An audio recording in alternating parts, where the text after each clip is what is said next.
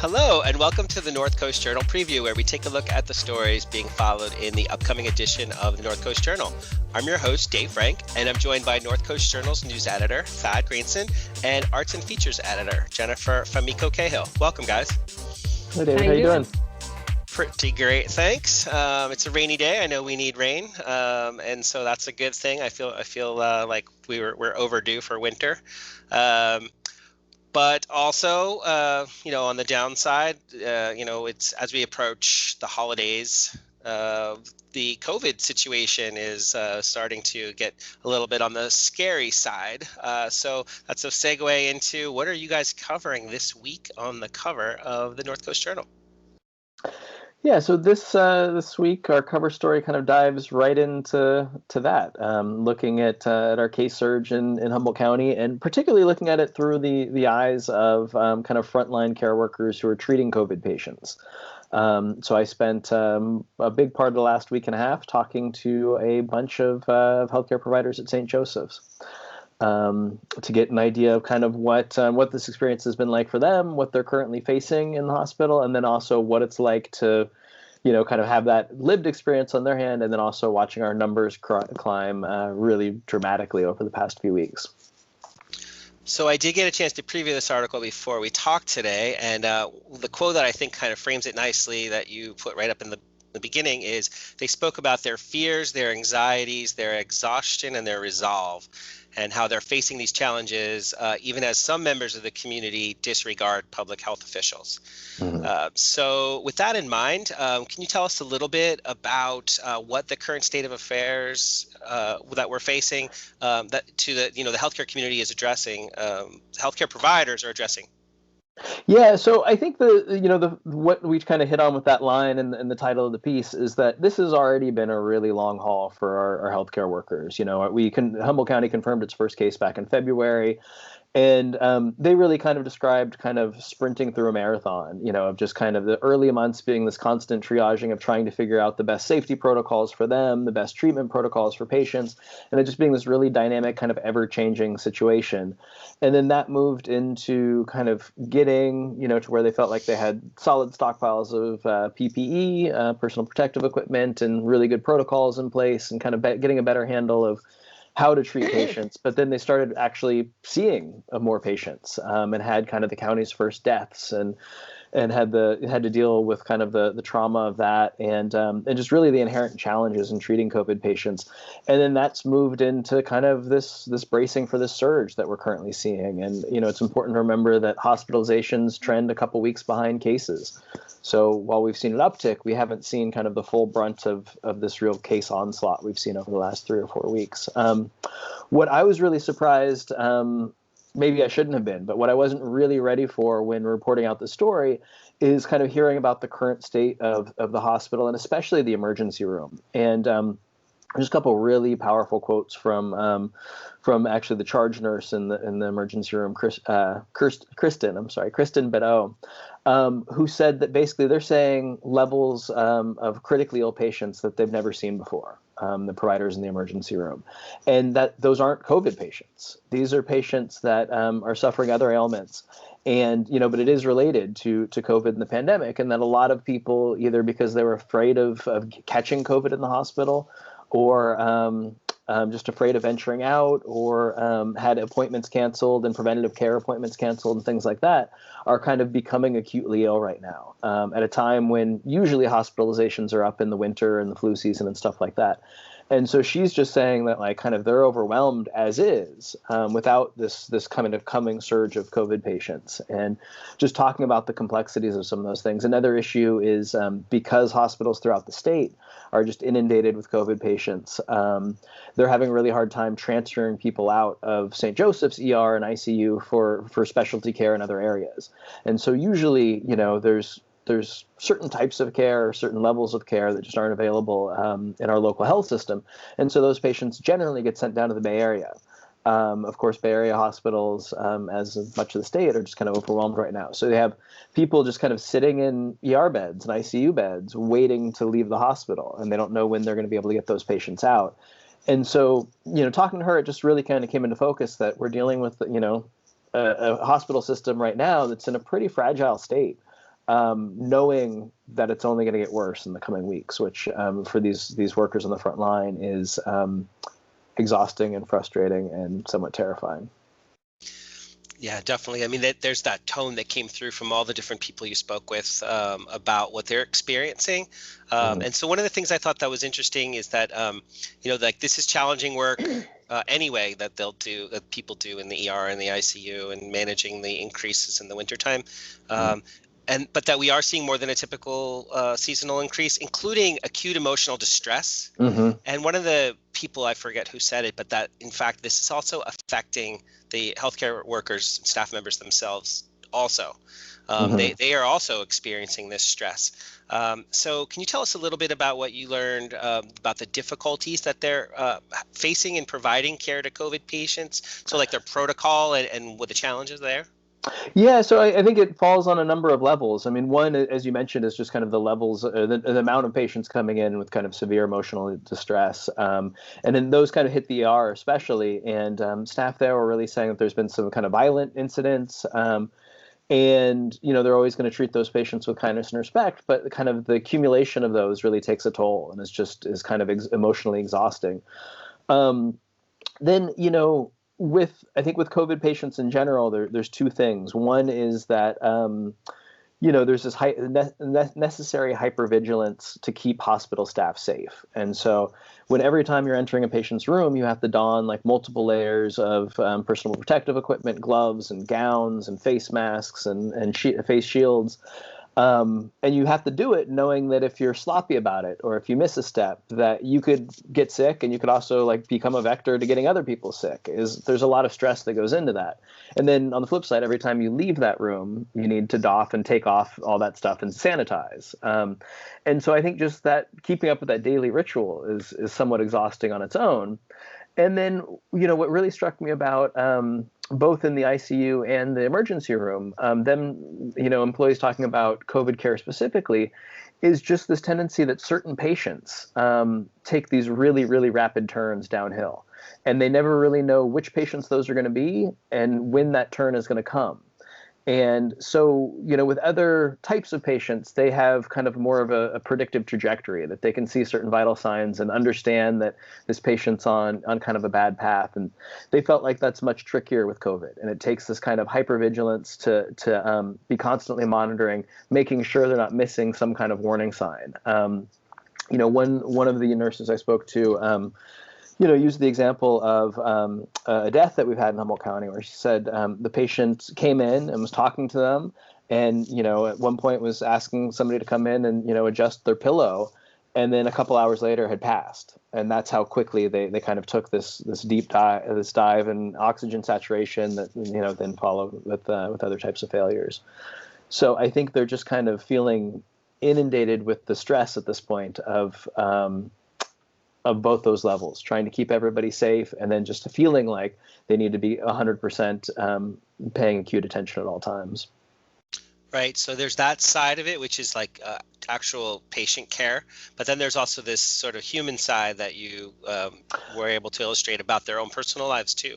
Oh, absolutely. Yeah. So, another thing that I think folks outside the hospital system maybe have read certain stories about, but don't understand kind of the constant nature of it, is that the prohibition on visitors in the hospital in order to decrease spread of COVID means that patients, especially patients in really failing health, I mean, those who are in the ICU, are tremendously isolated at a point when a lot of them are terrified that they're going to suffer the worst and pass. And so normally in an ICU setting like that, a family member, a friend is sitting at their bedside. And so kind of anytime they come to, there's a familiar face sitting there waiting to kind of reassure them or at least hold their hand. In today's setting, with COVID, that the only people sitting at their bedside are ICU nurses or doctors. And so to a person, everybody talked about kind of the added emotional stress on providers now to kind of fill that emotional void and be there to hold patients' hands, to reassure them. And not only that, but they're trying to do it through face masks and shields with gloves on. And I actually don't even think it made it into the story, but the ICU nurse I talked to, Mario Monti, kind of got into nursing because he worked at a long-term care facility down in Santa Rosa, and as just a caregiver. And a couple of the nurses there were like, "You're really good at this. You should go into nursing." And he really enjoyed, connecting with specifically with kind of older residents there.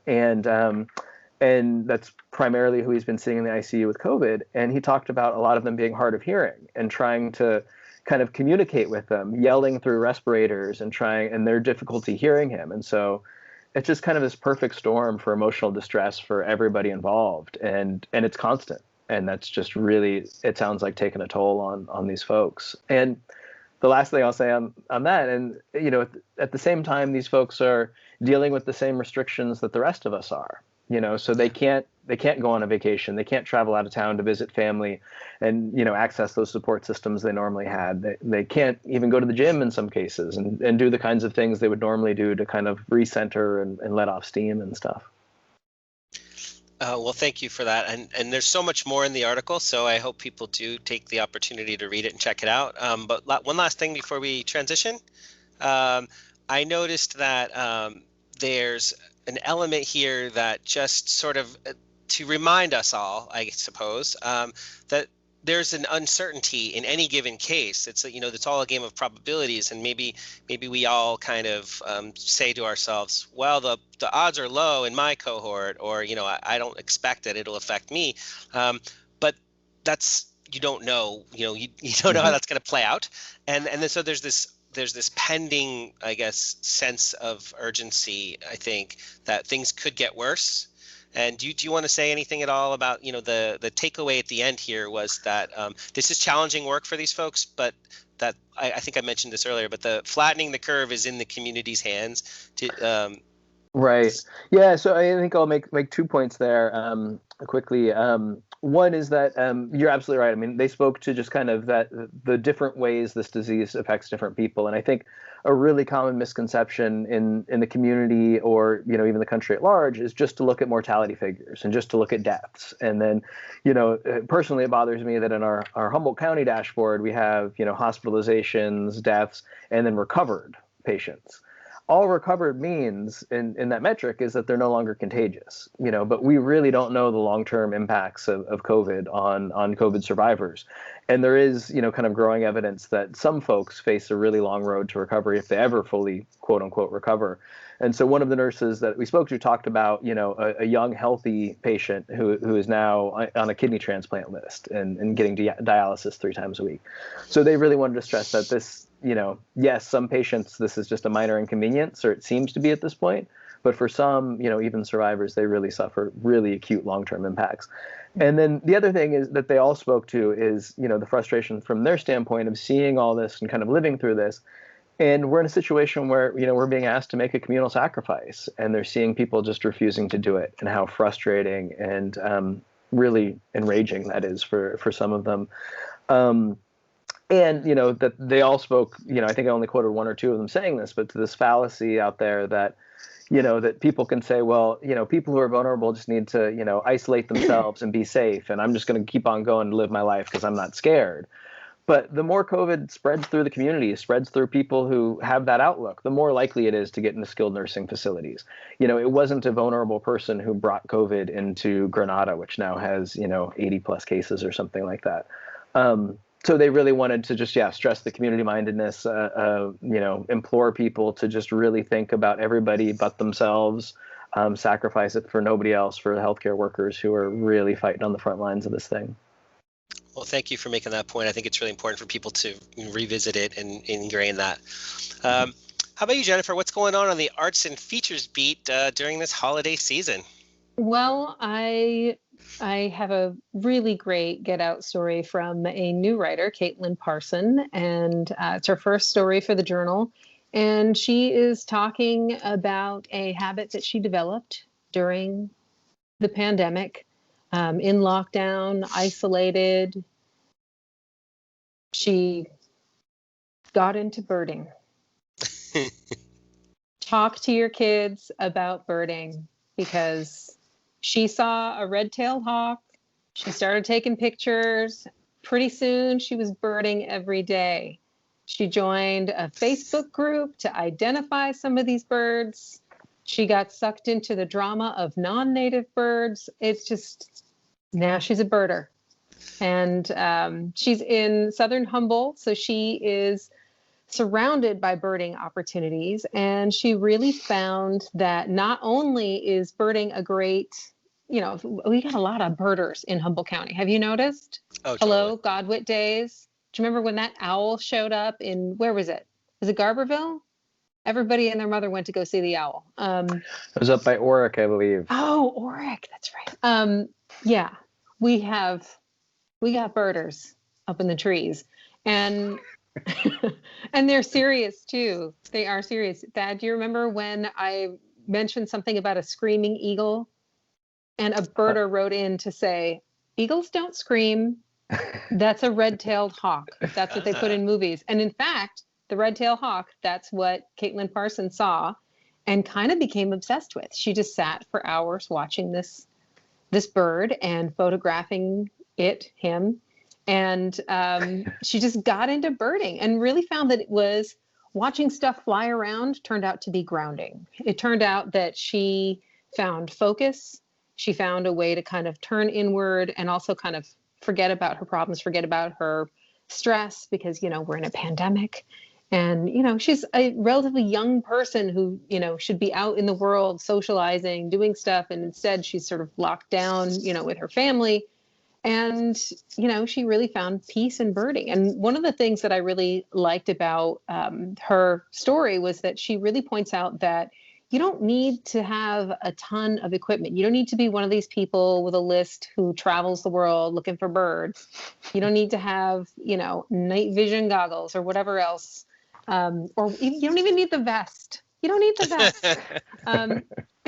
And she just has a cheap point and shoot camera with a zoom lens, and she just has time, and she goes out alone and doesn't even need to go far. Like, she had this one cherry tree, this huge cherry tree on her family's property that became, I would have said infested with birds, because I want those cherries. But she was thrilled to find that they approached the buffet and she could just sit for hours and photograph them and then identify them and look up stuff about them. Like, she found out the red-tailed hawk apparently can track a mouse from 100 feet, is it? Yeah. Which, impressive, although that is the distance at which I can smell a donut. So, but it's a great story, and I encourage everybody to take a look at it, because maybe, I don't know, maybe becoming a casual birder might be your thing, before, of course, diving into becoming a hardcore birder with like a bucket hat and binoculars. It could happen. I have to confess, my daughter is bird obsessed at the moment. I knew it. Did she have a gateway bird? We had a gateway bird feeder, Oh, which okay. got lots of birds, yeah. And it's just been, she's been chasing the dragon ever since. That's it. Buy the vest. It's over. True confessions, we're feeding birds in our yard too, and it's just gives us something to do.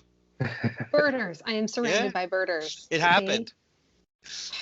So you try it once at a party pretty soon. So anyway, you should check that out, and you should look around and say, maybe I should bird. If you've got a window, you could be birding right now. And the other thing is, I have a somewhat ridiculous satirical piece about last minute gifts. I noticed that I was getting a lot of marketing emails. I get a ton of marketing emails. But also, we're all inundated with magazines and, everything else, TV, everything that's telling you, oh my God, my Instagram feed, telling you about self-care products, because they're like, hey, people are really stressed during this pandemic. People are really in dire need, going through some serious stuff. Let's see how we can make a little money off of this.